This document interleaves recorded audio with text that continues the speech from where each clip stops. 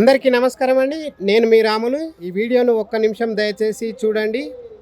ఈరోజు మనం చేస్తున్న వీడియోకు ప్రధాన ఉద్దేశం మీకు తెలుసు. మనం గత స్వాతి నక్షత్రం రోజు మార్చ్ 8 రోజు మరి మెట్ల మార్గంలో వెళ్ళే భక్తులు నానా కష్టాలు పడుతూ ఉన్నారు. ఎండకు కాళ్ళు కాలి ఎక్కలేకపోతున్నారు, దిగలేకపోతున్నారు అని చెప్పేసి కూడా మనం ఆలయ అధికారులకు వినయపూర్వకంగా విజ్ఞప్తి చేయడం జరిగింది. మరి నిర్లక్ష్యపూర్వకంగా తన విధులు నిర్వహిస్తున్నాడు. భక్తులు నిజంగా తనపై ఆగ్రహావేశాలు వ్యక్తపరుస్తూ ఉన్నారు. ఇలాంటి ఈవో ఉంటే ఎంత ఊడితే ఎంత అనే అభిప్రాయము మరి భక్తులు వారి బాధ నుంచి వెలిబొచ్చుతూ ఉన్నారు. దయచేసి ఈవో గారు ఇప్పటికైనా మీరు గ్రహించాల్సిన అవసరం ఉన్నది. మీ బాధ్యతను మీరు సక్రమంగా నిర్వర్తించినట్టయితే భక్తుల బాధలు కూడా తీరే అవకాశం ఉన్నది కనుక. కానీ ఈవో నుంచి ఎలాంటి స్పందన రాకపోవడం అనేది నిజంగా ఇది హాస్యాస్పదమైన విషయంగా కనిపిస్తుంది. మరి అధికారి మరి ఎందుకు ఇట్లా నిమ్మకు నీరెత్తినట్టుగా ఉన్నాడు అని చెప్పేసి 10 రోజులు అవుతున్నప్పటికి కూడా కంప్లైంట్ చేసి మరి ఆ కంప్లైంట్ మీద ఎలాంటి చర్య తీసుకోకపోవడము, ఒక ముందడుగు వేయకపోవడము, మరి ఇది భక్తులను అవమానపరిచినట్టే. మరి మీరు ఈ రకంగా నిర్లక్ష్యం చేసి మీరు నిర్వర్తించాల్సిన బాధ్యత నిర్వర్తించలేనప్పుడు మీకు ఆ పోస్టు ఉండి ఏం లాభము అని చెప్పేసి ప్రశ్నిస్తూ ఉన్నారు భక్తులు. మరొక భక్తులు అన్నారు, తను ఏసీ కార్లో వస్తాడు, ఏసీ ఆఫీస్లో ఉంటాడు, మరి కాలినడకన వెళ్ళే భక్తుల బాధలు తనకెట్లా తెలుస్తాయండి? తెలివై కదా. తను ఒకసారి ఈ మెట్ల దారిలో నడిస్తే, కాలినడకన నడిస్తే కనుక భక్తుల బాధలు ఏంటి అనేది తనకు అర్థమవుతూ ఉండే. కానీ అలాంటిది ఆయన ఏసీలో ఉండేట ఆయనకు వేల జీతాలు తీసుకునేట వారికి మరి భక్తుల బాధలు ఎలా తెలుస్తాయి అని చెప్పేసి కూడా భక్తులు వారి బాధను వెలిబుచ్చుతూ ఉన్నారు. మరొక భక్తులు అయితే ఇంకా కొంచెం ముందుకెళ్ళి కూడా మరి చెప్పరాని విధంగా వారు మిమ్మల్ని తిట్టడం జరుగుతూ ఉంది. ఎందుకంటే మరి అవి నేను చూపెట్టడము సభ్యత కాదు అనుకొని మీకు చూపెట్టడం లేదు. మరి ఈ ఆలయ అధికారి అసలు రోజు అన్నం తింటున్నాడా లేక ఇంకేమన్నా తింటున్నాడా అని చెప్పేసి పౌరుషంగా కూడా వారి బాధను వ్యక్తపరుస్తూ ఉన్నారు. మరి గడ్డి తినే పశువు సహితము శ్రేష్టమైన పాలనిస్తుంది.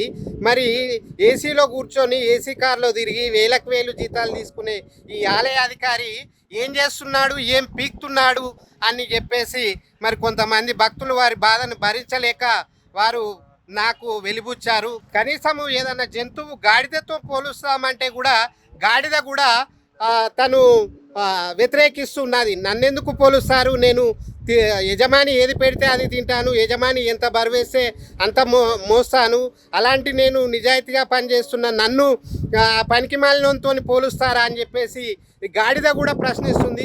గడ్డి తినే పశువు కూడా ప్రశ్నిస్తుంది. తీసుకుంటున్న జీతానికి న్యాయం చేయని ఆ ఆలయ అధికారి ఎక్కడ? మేము గడ్డి తిని కూడా శ్రేష్టమైన పాలనిచ్చి మీకు బలాన్ని చేకూరుస్తున్న మా విధానం ఎక్కడ అని చెప్పేసి కూడా మరి నోరు లేని పశువు కూడా ఈ యాదగిరిగుట్ట ఆలయ అధికారిని ప్రశ్నిస్తూ ఉంది.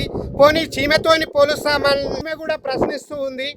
మట్టి చక్కెర రెండింటిని ఒక దగ్గర కలిపినప్పటికీ కూడా నేను మట్టిని ముట్టను, చక్కెరను మాత్రమే తీసుకుంటాను. అలాంటిది మరి నాకు ఆ విజ్ఞత ఉంది, నాకు ఆ బుద్ధి ఉంది, అలాంటి బుద్ధిహీనంతో నాకేంటి పోలిక అని చెప్పేసి కూడా మరి చీమె కూడా ప్రశ్నిస్తూ ఉంది.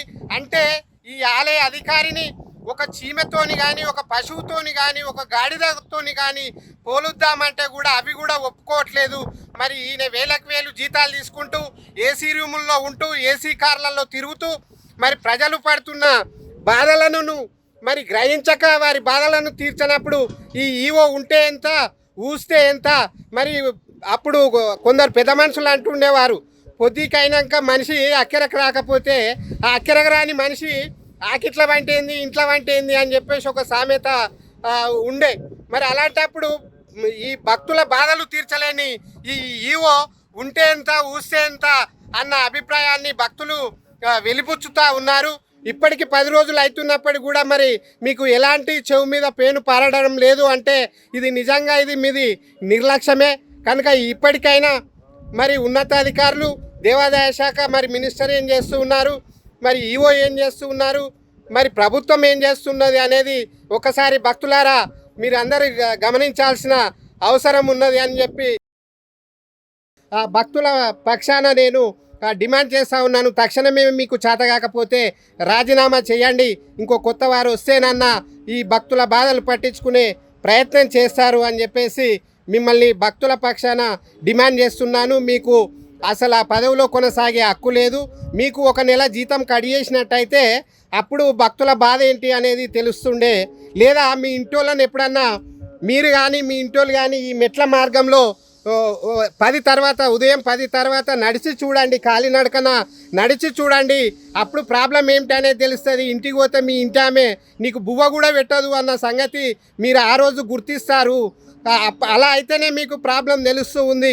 కానీ సాధారణంగా వినయపూర్వకంగా విజ్ఞప్తి చేస్తే మీరు నిర్లక్ష్యపూరితమైన వ్యవహారాన్ని వ్యవహరిస్తూ ఉన్నారు, బాధ్యతారహితంగా వ్యవహరిస్తూ ఉన్నారు. కొంచెం కూడా మీకు చిత్తశుద్ధి లేదు, భక్తుల పట్ల ప్రేమ కానీ స్వామివారి పట్ల భక్తి కానీ లేదు అనేది గత 10 రోజుల నుంచి చూస్తూ ఉంటే మీ వ్యవహార శైలి మాకు అర్థమవుతూ ఉంది.